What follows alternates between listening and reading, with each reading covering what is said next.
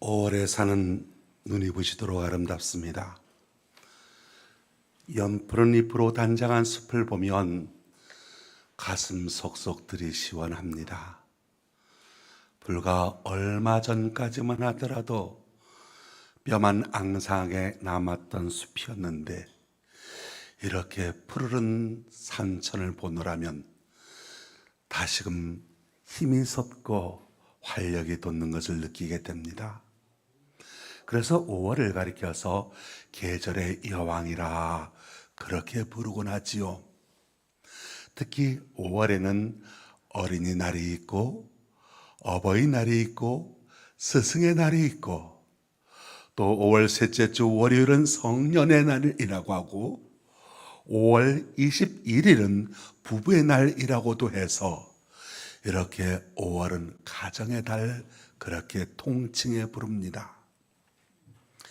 요즘은 가정들마다 자녀들을 하나, 둘 정도밖에 낳질 않아서 다른 세대들보다 더욱 자식에 대한 관심과 사랑이 각별합니다. 어떤 면에서는 너무 귀하게, 너무 공주님같이, 왕자님같이 키우려고 하다 보니까 때로는 부작용이 나타나기도 한다고 하지요. 아이들이 자기밖에 모릅니다. 공중도덕을 지키지 않습니다. 까탈스러운 아이가 됩니다. 자기만을 위하는 욕심꾸러기가 되어가고 있다고들 합니다. 간혹 부모가 자식을 방치하거나 학대하는 사건이 종종 매스컴에 오르내리곤 하지만 자녀가 부모를 학대하는 건 요즘은 극소수의 사건에 불과합니다. 대부분의 부모님들은 예나 지금이나 자식 사랑하는 것만큼은 한이 없습니다. 그런데 오늘날 우리들의 자녀 교육을 되돌아보면 혹시나 우리가 자녀들을 너무나 물질적인 가치 기준에 두고서 자녀들을 양육하고 있지는 않은지 반성해 보게 됩니다. 어느 때보다도 자식들에게 좋은 옷을 입히고 맛있는 음식을 먹이고 그리고 초등학교 들어가기 전부터 학원이라는 학원 보내달라는 데는 다 보내주고 공부방을 마련해주고 좋은 환경을 마련해 주는 것으로서 자녀 교육에 열심히 하고 있습니다. 물론 그런 것도 필요합니다. 의당 부모라면 자식을 위하여 그렇게 희생하며 살아야 되겠지요. 그런데 소위 하드웨어만 업그레이드 시켜주면 되는 것으로 생각하는 어리석음은 범하지 않게 되기를 바랍니다. 소프트웨어, 즉 마음교육, 자식들에게 신앙교육하는 것, 그것을 업그레이드 시켜주는 것이 더욱 중요하다 하는 것이지요. 바로 오늘 본문 말씀이 그러한 말씀이 됩니다. 최초의 사람 아담과 하와에게는 아들 둘이 있었습니다. 그 아들 둘의 이름은 가인과 아벨이었지요. 가인과 아벨은 하나님께 예배드리며 살았습니다. 그런데 어느 날 하나님은 가인의 예배는 기뻐받지 아니하시고 아벨의 예배를 기쁘게 받아주셨던 겁니다. 그렇다면 가인으로서는 다음에는 더 잘 준비를 해서 더 진짜 마음을 다해서 하나님께 예배드려야 되겠다, 그렇게 생각해야 하는 것이 옳은 것인데 이 가인은 아벨의 제사는 하나님께서 받아주시고 자신의 예배는 기뻐 받지 아니하셨다는 사실에 분노가 찼습니다. 그래서 동생 아벨을 미워하고 죽이고 말았다 하는 것이 창세기 4장의 말씀이 시작됩니다. 가인이 하나님 앞에 범죄합니다. 그리고 하나님 앞을 떠나갑니다. 에덴 동쪽 노 땅으로 옮겨가서 하나님 떠나가서 살았다 말하고 있습니다. 성경은 살인자 가인의 자손 중 람에게 대하여 이렇게 설명합니다. 창세기 4장 19절.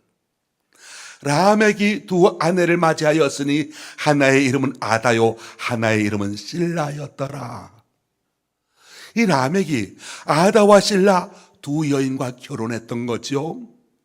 성경에 따르면 이 라멕이 인류 최초로 일부 다처제를 시작한 사람이었다는 겁니다.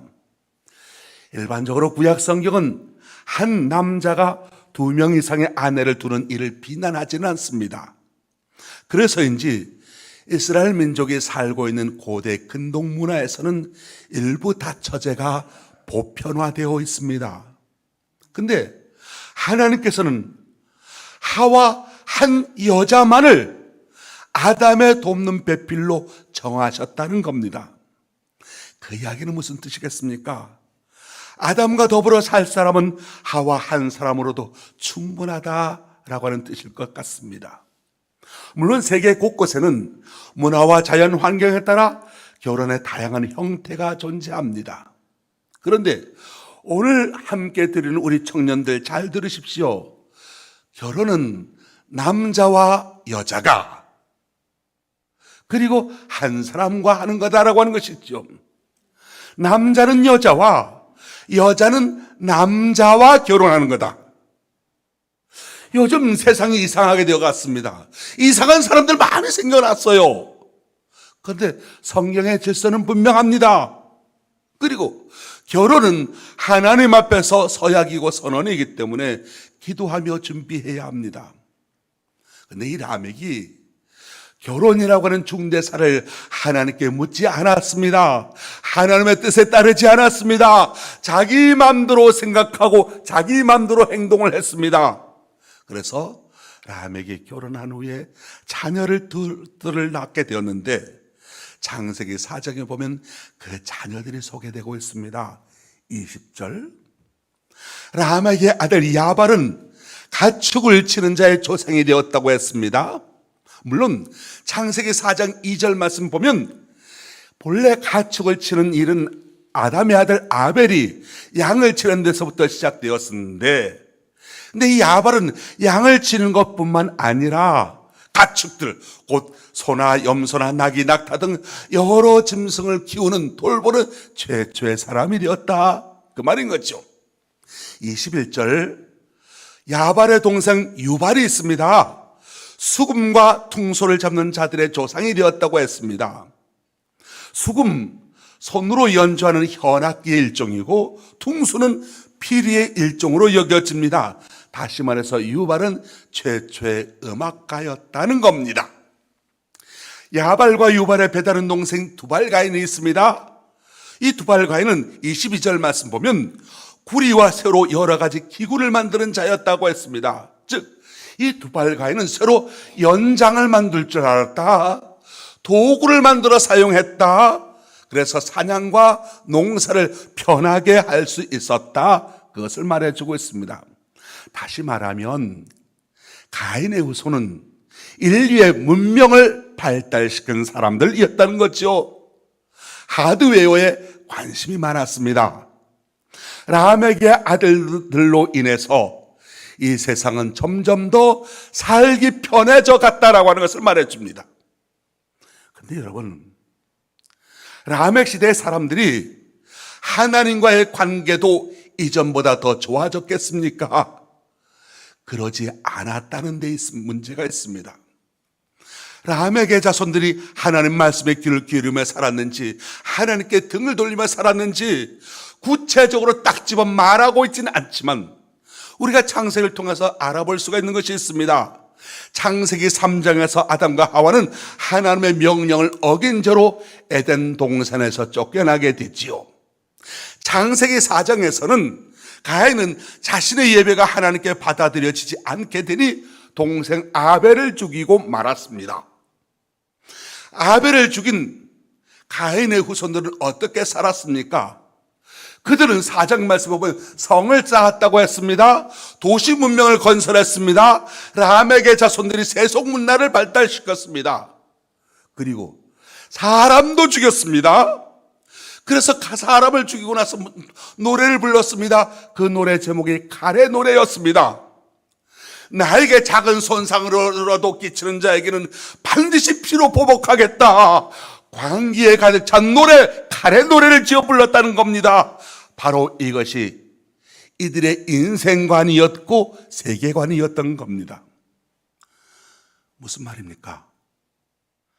가인과 라멕의 후손들은 비록 세상 문화는 발달시켰지만 하나님을 떠나갔습니다. 하나님을 대적했습니다. 수많은 죄를 발생시켰습니다. 바벨탑을 쌓았습니다. 하나님의 진노를 받았습니다. 그리고 세월이 흘러 노아의 시대가 이르렀을 때 사람들을 향한 하나님의 마음이 이렇게 성경에 기록되어져 있습니다. 창세기 6장 6절. 땅 위에 사람 지으셨음을 한탄하사 마음에 근심하시고. 무슨 말입니까? 세상 살기 좋아진 것처럼 보여집니다.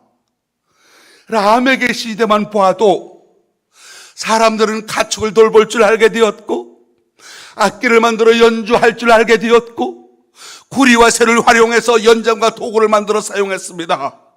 그런데 세상문의 하드웨어는 발달해 갔는데 하나님 편에 서 있는 의인은 점점 줄어들었다는 겁니다. 창세기 6장 5절. 세상에 죄악이 가득했습니다. 삶은 여유로워졌고 풍요로워졌지만 사람들의 생각은 악에 치우쳤습니다. 즐길 것이 많아졌습니다. 그런데 그 세상 즐길 것 많아지다 보니까 하나님과 점점 멀어져 갔더라. 이것이 바로 가인과 라멕, 하나님을 떠나간 자들의 문명이요, 세계관이요, 가치관이었던 겁니다.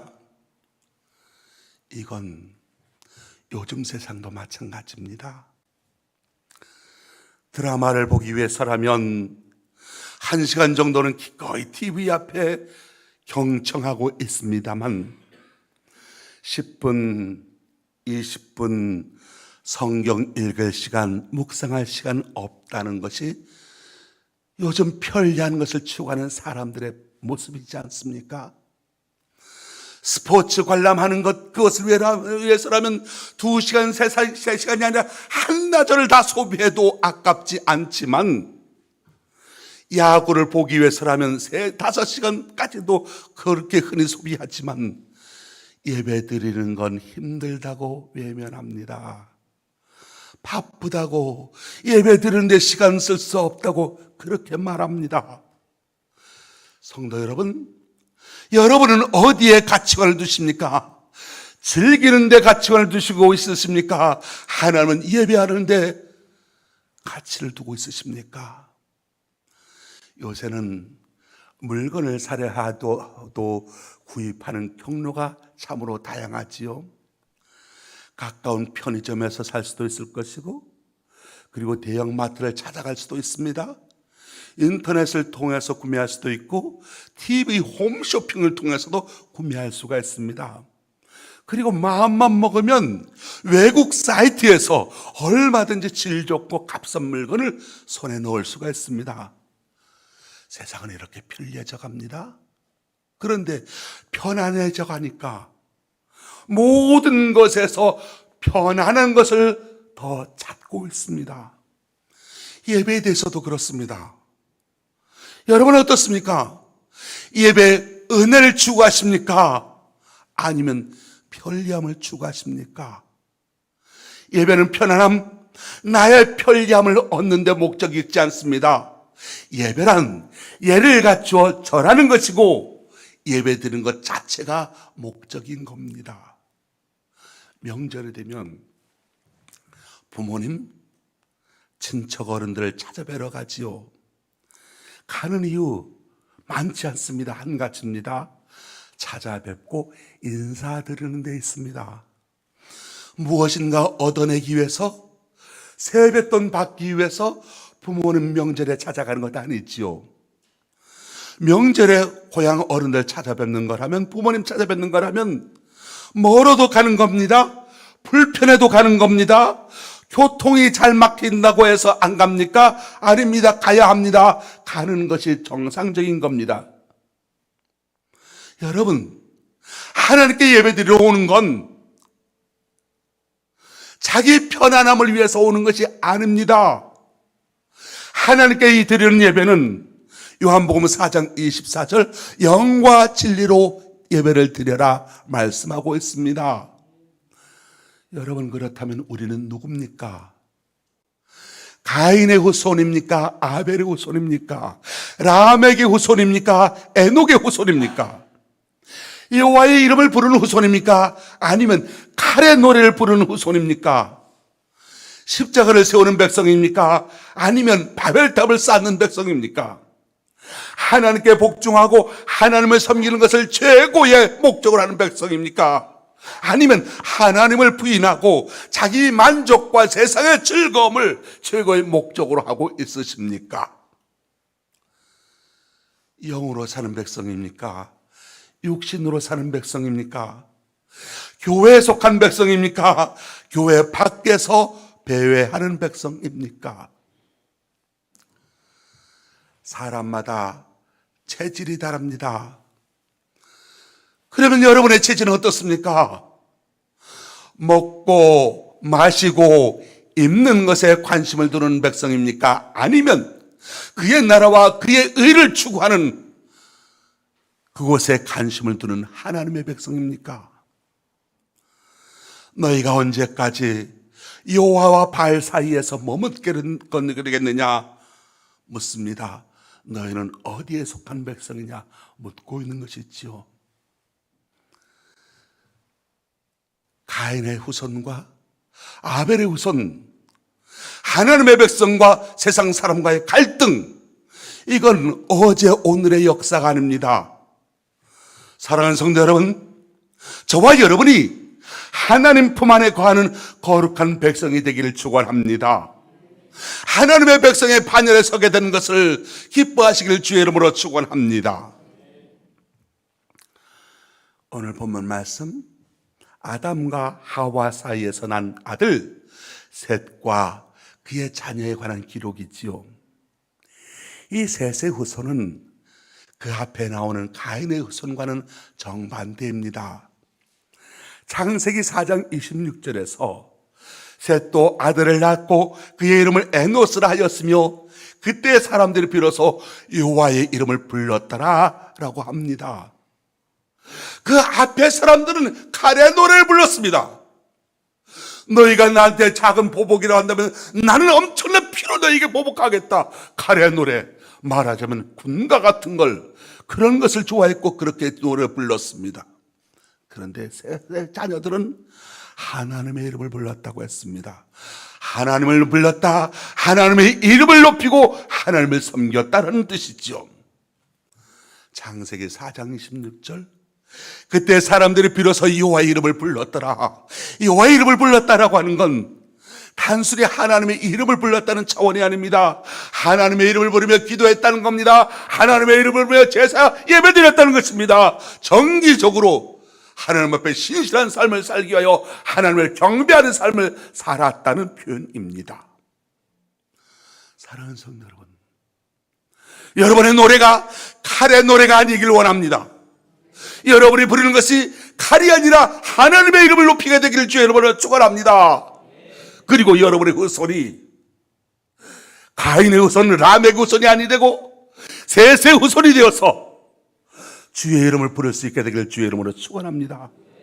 학교에서, 가정에서, 직장에서 하나님 아버지, 나를 불쌍히 여겨 주옵소서, 나를 도와 주옵소서. 예수님 어떻게 할까요? 주의 이름을 부르는 백성이 되십시오. 아담의 7대 손 에녹은 365년 동안 하나님과 동행하다가 죽음을 보지 않고 하늘로 올려져 갔습니다. 아담의 10대 손 노아는 의인이요 당세의 완전한 자요 하나님과 동행한 사람이었습니다. 다시 말씀드리면 이 셋의 후손은 신앙을 유산으로 물려주는 경건한 가문이었다는 것을 말해줍니다. 하드웨어보다 소프트웨어에 잘 먹고 잘 사는 데보다는 하나님을 예배하는데 물질 문명의 발전보다는 영적인 성장, 신앙의 진보에 관심이 있었던 겁니다. 라멕과 그의 자식들은 세상 문화와 기술을 발전시켰습니다. 그런데 점점 악해져 갔습니다. 세상 문화를 타락시켰고 사람을 잔인하게 학살했고, 그리고 그것을 정당한 칼의 노래를 부르는 사람들이었습니다. 하나님으로부터 점점 멀어지는 사람이 되고 말았습니다. 그런데 셋과 그 아들 에노스 때의 사람들은 하나님을 찾았습니다. 하나님을 예배하기 시작했습니다. 하나님의 이름을 불렀습니다. 셋과 에노스는 그 시대에 살던 사람들에게 하나님을 예배하도록 영향력을 끼쳤습니다. 누가복음 3장 23절을 보면 예수님의 족보가 나옵니다. 예수님으로부터 시작되어 그의 아버지 요셉을 거쳐 세대를 올라가면서 그 족보가 기록되어져 나옵니다. 예수님의 혈통을 거슬러 올라가면 선조 중에 다윗이 나옵니다. 그리고 점점 더 거슬러 올라가면 아브라함이 나옵니다.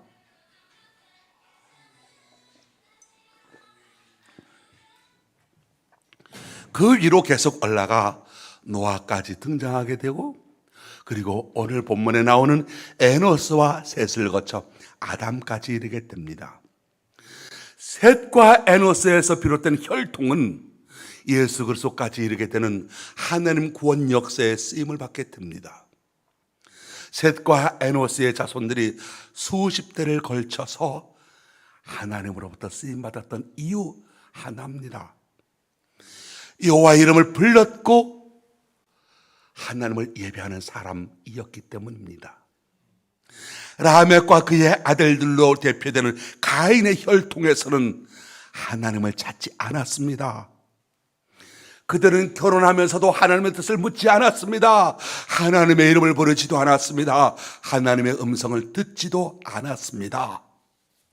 그런데 셋의 자손들은 달랐습니다.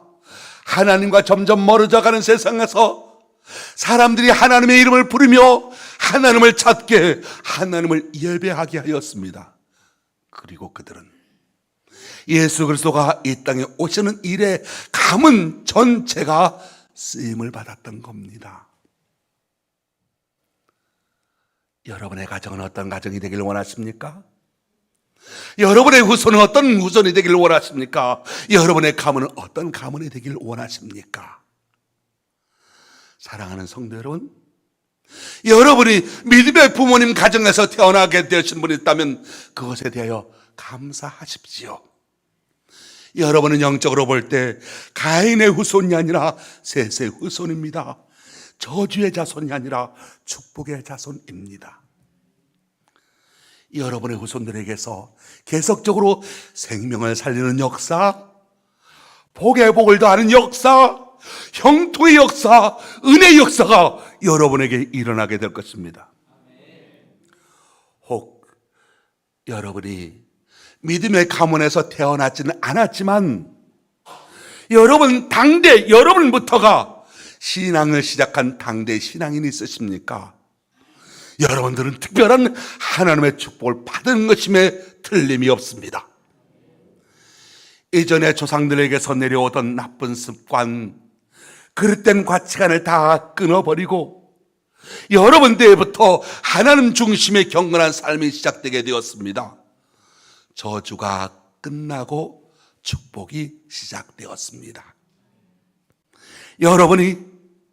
여러분 가문의 믿음의 조상이 되어서 후손들에게 신앙의 유산을 잘 물려주실 수 있게 되기를 바랍니다. 여러분 때부터 경건한 가문을 새로 일으켜 세워가게 되시기를 주의 이름으로 축원합니다. 무엇을 생각하고 있으십니까? 무엇을 최고의 가치로 여기고 계십니까? 어느 교회에서 많은 사람들이 예배드리기 위하여 모였습니다. 그날은 그 교회에서 파송해 외국에서 수십 년간 선교 활동을 하셨던 선교사님이 몇 년 만에 귀국해서 예배 중에 선교 보고를 하기로 되어 있었습니다. 성도들은 그날따라 뜨겁게 찬양했습니다. 울기도 하고 웃기도 하며 선교사님의 말씀을 다 잘 들었습니다. 예배로웠던 은혜가 끝난 후에 한 남자아이가 꼭 선교사님을 만나고 싶다고, 꼭 선교사님을 만나고 싶다고 했습니다. 그러니까 어른들이 그 설교 말씀 중에서 이 아이가 대단한 결심을 했는가 보구나, 리빙스턴처럼 슈바이처럼 그런 경건한 각오를 했는가 보다 싶어서 선교사님을 만나게 해 주었습니다. 아이를 만난 선교사님이 머리를 쓰다듬으면서 말합니다. 내가 선교에 대해서 관심이 많은 모양이로구나. 내가 무엇을 도와줄까? 아이가 반짝거리는 눈으로 선교사님을 바라보면서 대답합니다. 외국에서 오래 생활하셨는데 혹시 외국 우표를 가지고 계신다면 주실 수 있나요? 저는 우표 수집이 취미입니다. 자, 여러분, 이 자리에 앉은 여러분의 목적은 무엇입니까? 여러분들의 예배드릴 목적, 여러분의 자녀들이 예배드릴 목적이 무엇입니까? 하나님을 경외하는 것입니까? 아니면 다른 목적이 있으십니까? 많은 크리스천들이 주일이면 예배에 참석합니다. 근데 정말 여호와의 이름을 부르면서 하나님을 신령과 진정으로 예배하고 있는지 살펴보아야 합니다. 하나님의 백성은 하나님의 이름을 부르고 하나님께 예배를 드립니다. 하나님을 반대하는 백성은 당연히 예배를 드리지 않습니다. 왜 추수한 곡식을 하나님께 드려야 하는지 가인은 그것에 대하여 즐거운 마음으로 동의하지 못했습니다. 그래서 하나님은 가인의 제사를 거절하셨던 겁니다. 하나님은 양의 첫 새끼로 드리는 동생 아벨의 제사는 받으셨습니다. 예배가 무엇입니까? 하나님을 하나님으로 높이는 겁니다.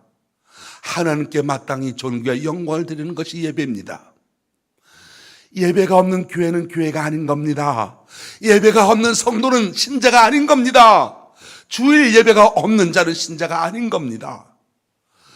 신자가 되는 첫 번째 표시가 예배를 드리는 데 있습니다. 엿새 동안 열심히 일하다가 주일이면 일손을 중단하고 하나님께 예배 드리는 것, 이것이 성도의 삶입니다. 일을 마치고 예배 드리는 것이 아닙니다. 일이 없어서 예배하는 것도 아닙니다. 교회 중심, 신앙의 중심은 예배입니다.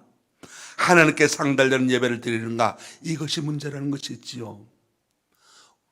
오늘날 교회가 예배 중심이 아니라 문화 중심, 문화 교실이 되어가고 있는 것을 볼 때 안타깝기 짝이 없습니다. 아무리 문화적인 접촉을 한다 할지라도 예배는 예배로 드려야 하는 거죠. 우선 감격이 있는 예배가 되어야 합니다. 하나님의 은혜로 있을 데 없는 자 왜 구속하여 주는지 난 알 수 없도다. 간절한 마음이 있는 예배가 되어야 합니다.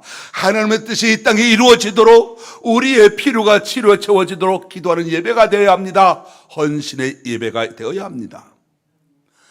하나님께서 지으신 우리 인생의 목적은 예배로부터 출발됩니다. 예배가 약화되면 영적으로 약화되어져 가게 되고, 영적으로 약해지게 되면 교회와 사람들을 피하려는 의식이 생깁니다. 자연히 하나님으로부터 멀어지게 됩니다. 교회와 하나님으로부터 멀어지게 되면 라멕과 그의 자녀들처럼 세상에서 편리하게 살아갈 수 있을 것 같아 보이나 하나님으로부터 점점 잊혀지게 될 겁니다. 아이들에게 수영을 가르칠 때 무조건 물속에다 집어 던지지는 않지요. 물에 대해서 설명을 하고 수영하는 법에 대해서 동작을 미리 보여주고 그리고 물에 빠지지 아니하도록 잘 붙잡아 주면서 수영을 가르쳐 줍니다. 신앙생활도 마찬가지입니다. 아이들을 교회 데려와 예배당에 던져만 놓는 것이면 되는 것이 아니라 자연스럽게 예배할 수 있도록 교회에서도 가르쳐야 되겠지만 엄마와 아빠가 아이들에게 예배하는 법을, 자식들에게 예배하는 법을 가르쳐 주어야 합니다. 스스로 찬송가를 부를 수 있도록 도와줘야 합니다. 헌금 드리는 이유를 설명해 주고 성장에서는 스스로 헌금을 준비해서 드리도록 가르쳐야 합니다. 성경 읽는 것이 왜 중요한 것인지 가르쳐 줘야 하고 때를 따라 함께 읽기도 해야 합니다. 설교 주의 깊게 들어야 되는 것도 가르쳐야 합니다. 그리고 무엇보다도 우리가 예배하는 것을 하나님께서 얼마나 기뻐하시는지 가르쳐 주어야 합니다. 세상은 점점 달라져 가고 있습니다. 그런데 하나님께서 쓰시는 가정, 하나님께서 사용하시는 기준은 다르지 않습니다. 하나님은 여호와의 이름을 부르는 사람, 여호와의 이름을 부르는 가정, 하나님을 예배하는 가정을 찾으십니다. 가정에서도 하나님을 예배하시기 바랍니다. 어렵게 생각하지 말고 식구들이 둘러앉아 쉽게 성경 한 장 함께 읽고 그저 손잡고 돌아가면서 기도하면 됩니다. 가정 예배 드리세요. 주일 성수 가르치세요. 예배 가르치세요. 수영장에 아이를 그냥 집어만 던져놓는 것이 아니라 그 수영장에 함께 들어가서 수영하는 것을 가르쳐주고 본을 보여야 하는 것처럼 그렇게 여러분의 자녀들에게 예배의 본이 되도록 노력하고 그리고 고백하고 그리고 함께 예배 드리는 것을 가르쳐야 합니다. 그래서 나는 여호와 하나님의 이름을 부르는 사람입니다. 우리 집은 예수 믿는 가정입니다. 나는 예수 믿는 사람입니다. 나는 예배드리는 사람입니다. 라고 자신을 드러내고 하나님의 계획과 하나님의 역사에서 잊혀지지 않냐고 쓰임받게 되는 멋진 가문을 이루어가게 되시기를 예수님의 이름으로 축원합니다. 기도하겠습니다. 전능하신 하나님 아버지 감사합니다. 하나님의 뜻에 쓰임받는 혈통을 이어가게 하여 주옵소서. 하나님 마음이 아파한 삶의 주인공이 되게 하시고 무엇보다 예배를 귀중히 여기는 예배의 자리에 있기를 즐겨하는 하늘 백성 되게 하여 주옵소서. 바쁘다고 다른 일거리 생겼다고 그래서 외면하는 자가 아니라 하나님이 기뻐하시는 예배의 주인공이 되기를 기꺼이 감당하는 귀한 성도들 되게 하여 주옵소서. 어린이 주일에 우리의 과함께서 예배드리는 모든 어린이들에게 은총과 귀중히 여김을 받는 복을 허락하여 주시길 원하며 우리 주님 예수님의 이름으로 기도합니다. 아멘. 564장 찬송하겠습니다.